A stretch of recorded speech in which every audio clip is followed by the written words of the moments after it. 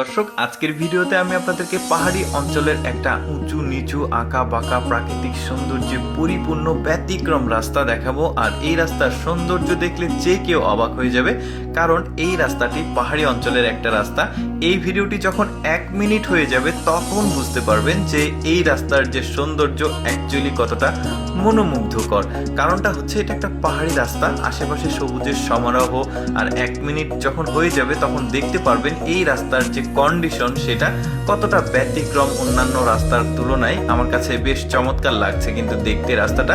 একটু পরে গিয়ে আসলে বুঝতে পারবেন রাস্তাটা কেন আমি সুন্দর বলছি। দেখুন গাড়িটা পুরো রাস্তাটা কাভার করছে, আর এই গাড়িটা কিন্তু খুব একটা স্পিডে যাচ্ছিল না। আমি একটু গতিটা ভিডিওর বাড়িয়ে দিয়ে আপনাদের সামনে উপস্থাপন করছি যাতে পুরো রাস্তার যে সৌন্দর্য সেটা দেখাতে পারি। আচ্ছা, এবার আপনারা ধীরে ধীরে উপলব্ধি করতে পারবেন যে রাস্তাটার কন্ডিশন কতটা ব্যতিক্রম আর সুন্দর। দেখুন একদম খাড়া পাহাড় বেয়ে এই যে আঁকা বাঁকা সাপের মতো রাস্তাটা নেমে চলে এসেছে। দেখতে বেশ চমৎকার লাগছে, কিন্তু গাড়িটা খুব একটা স্পিডে যাচ্ছিল না। আমি পুরো রাস্তার যে কন্ডিশন সেটা যাতে আপনাদের সামনে উপস্থাপন করতে পারি, যে সে কারণেই আসলে মূলত একটু স্পিডটা বাড়িয়ে দিয়ে দেখাচ্ছে।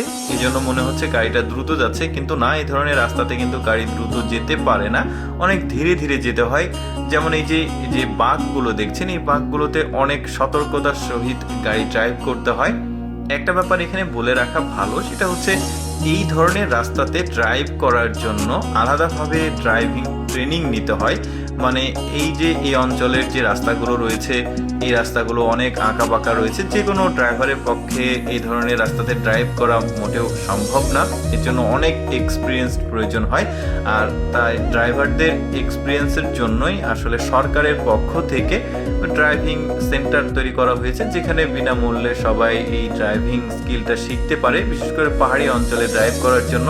আর এই ধরনের রাস্তাটা বুঝতেই পারছেন কতটা রিস্কি হতে পারে ড্রাইভারদের জন্য। এই জন্য তাদেরকে আলাদাভাবে ট্রেনিং দেওয়া হয়। আর এই ধরনের রাস্তা কিন্তু মোটামুটি ভারতে প্রচুর পরিমাণে রয়েছে, আর পাকিস্তানে রয়েছে, বাংলাদেশের পার্বত্য কিছু অঞ্চলে রয়েছে, চায়নাতে তো অহরহ রয়েছে।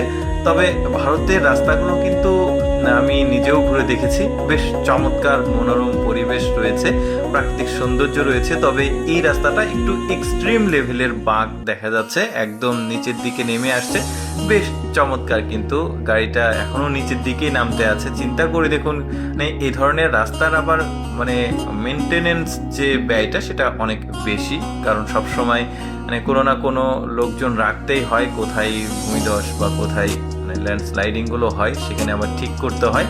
যাই হোক দর্শক, কেমন লাগলো রাস্তাটি কমেন্ট করে জানাবেন, আর এরকম ভিডিও দেখতে পেজটি ফলো রাখুন। আপনার ভালোবাসাই আমাদের অনুপ্রেরণা।